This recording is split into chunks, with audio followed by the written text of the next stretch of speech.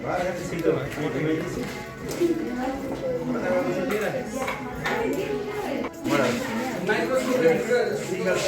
पनि हो त्यस्तै डबल भयो यो ट्रिपल भयो यो J9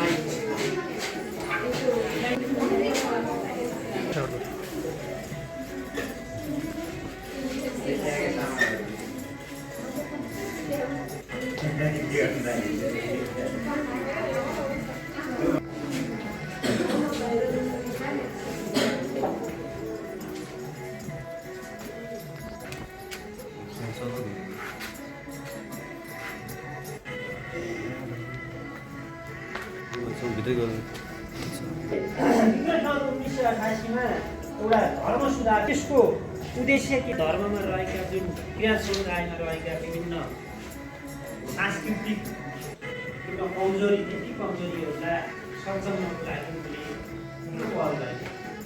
व्यक्ति मद्यपान गर्ने यस्ता कार्यहरू गर्नु हुँदैन भनेर फाल्गुनन्दले त्यो अभियानहरू चलाए र त्यो अभियान चलाएको कारणले गर्दाखेरि त्यहाँ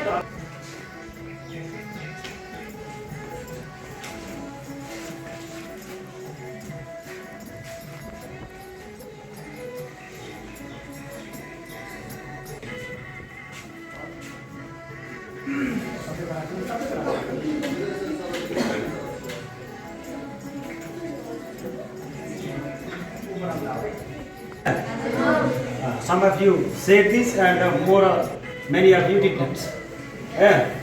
That's why I have told you to read this and write here. One student came here and wrote, but other and write.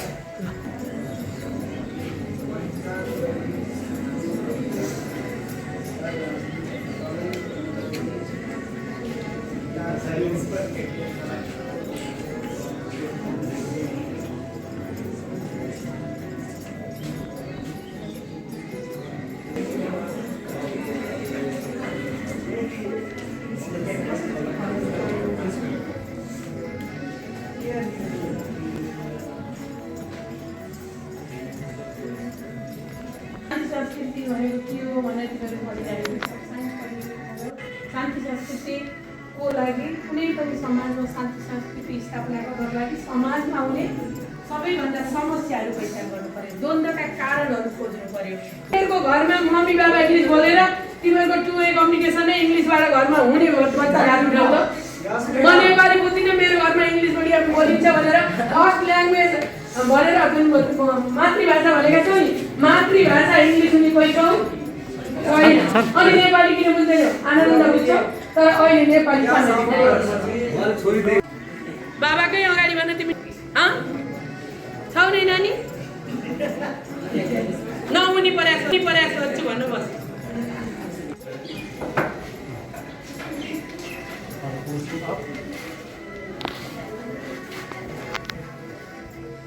Marketing manager 60,000 into यो मल्टिप्लाई गरेर कति आउँछ?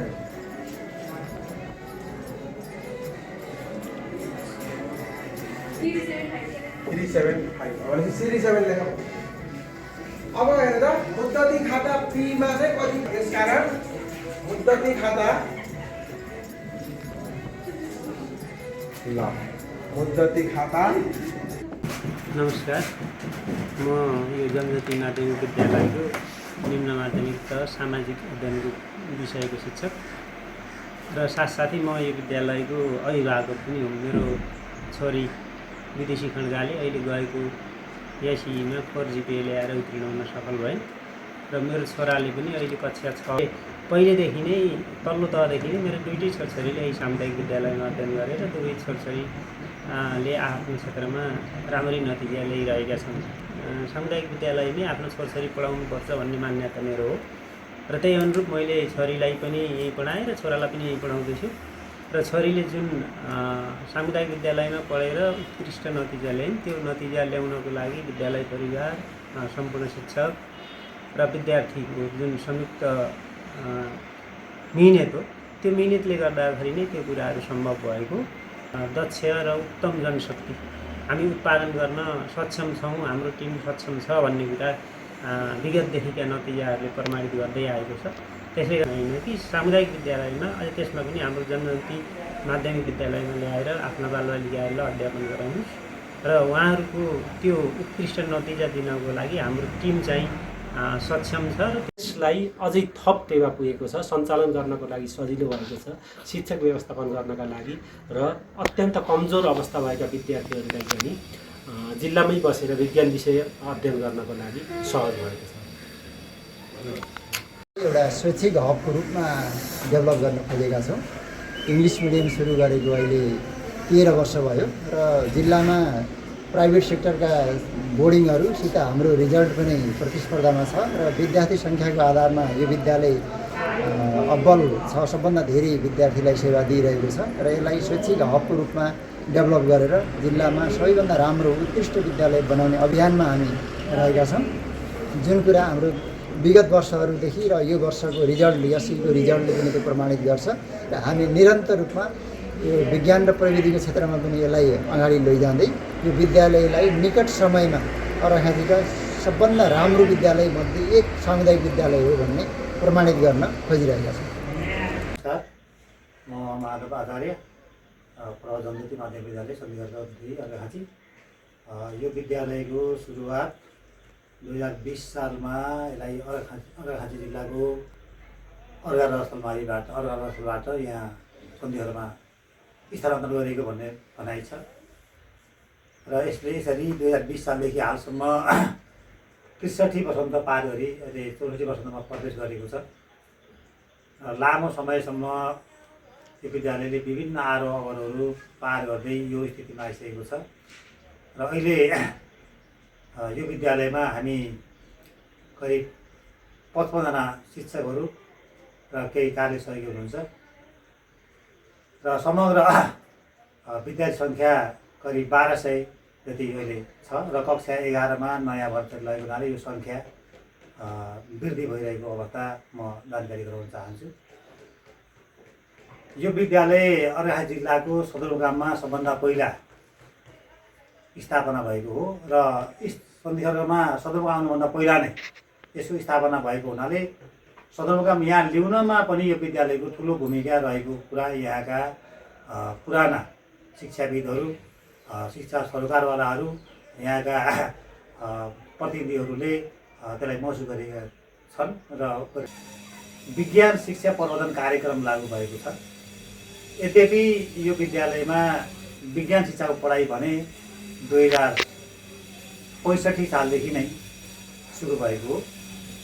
नेपाल सरकारबाट यही विज्ञान प्रवर्धन कार्यक्रमको अनुदान र साविक उच्च माविको एउटा दरबन्दीबाट स्थानीय स्तरकै सबै जिल्लाभरकै शिक्षकहरूको व्यवस्थापन गरिएको छ र त्यसैबाट विज्ञान शिक्षाको सुरुवात भइरहेको छ र अहिलेसम्म विज्ञान अध्ययन गरेका विद्यार्थीहरू यहाँबाट बाहिर गएर कसैले MBBS निकाल्ने, कसैले BSc नर्सिङको जाने छात्रवृत्ति प्राप्त गरी अध्ययन गरेका छन्, कोही BSc CIT मा छन्, कोही BMLT मा अध्ययन गरेका छन् र अहिले पनि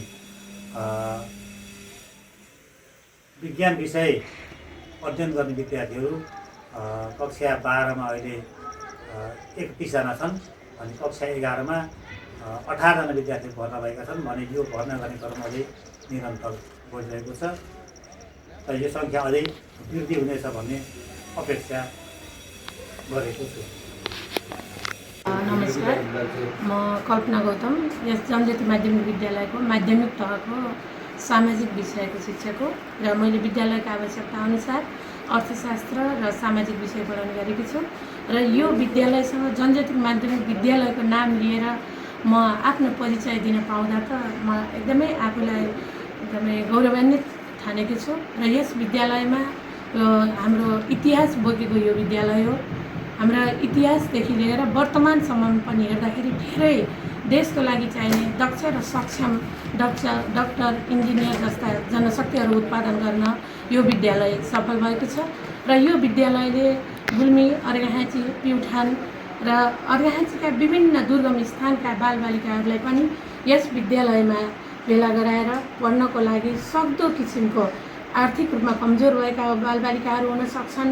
विभिन्न क्षेत्रबाट चाहिने सहयोगहरू दिँदै बालबालिकाहरूलाई शिक्षा प्राप्त गर्ने अवसर उपलब्ध गराइरहेको छ र हामी शिक्षक पनि यस विद्यालयमा आफ्नो केवल शिक्षण एउटा पेसाको रूपमा मात्र नहेरेर सामाजिक भावनाबाट पनि बालबालिकाहरूलाई आवश्यक पर्ने सहयोग गर्दै शिक्षाको लागि प्रेरणा हामीले प्रदान गरेका छौँ र भोलिका दिनहरूमा पनि यस्तै गरेर हाम्रो विद्यालयमा जसरी हामीले यस वर्ष 4 GPA ल्याउनको लागि हाम्रो विदुषी खड्का नानी सफल भएकी थिइन्, त्यो उनको लगाव र हाम्रो मेहनत परिश्रम र उनको मेहनत र हाम्रा अभिभावकहरूको सकारात्मक भूमिकाबाट नै सफल भएको हो जस्तो हामीले महसुस गरेका छौँ र यो उहाँमा नानीको साथसाथै हाम्रो अन्य विद्यार्थी भाइ बहिनीहरू र हाम्रा आदरणीय अभिभावकज्यूहरू पनि हाम्रो विद्यालयप्रति अत्यन्त सकारात्मक हुनुहुन्छ। साथ र सहयोगको लागि उहाँहरू सधैँ तत्पर हुनुहुन्छ र हाम्रो सबै अभिभावक विद्यार्थी र शिक्षकको साझेदारी र हातमालोबाट भोलिका दिनहरूमा पनि हामी उत्कृष्ट नतिजाको लागि हामी प्रयत्नशील रहन्छौँ भन्ने प्रतिबद्धता पनि म एक शिक्षकको नाताले जाहेर गर्दछु। धन्यवाद। I would like to submit qualified candidate for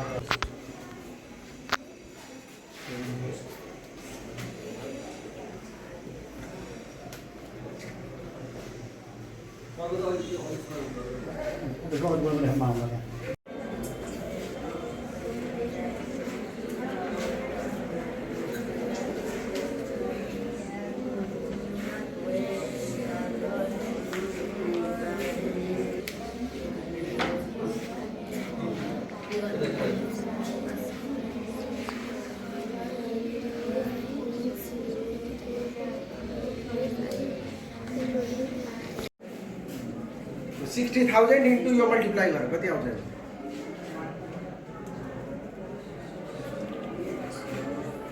375 भनेपछि सिरिज 7 लेख। अब हेर त मुद्दती खाता पी मा चाहिँ कति, यसकारण मुद्दती खाता ल मुद्दती खाता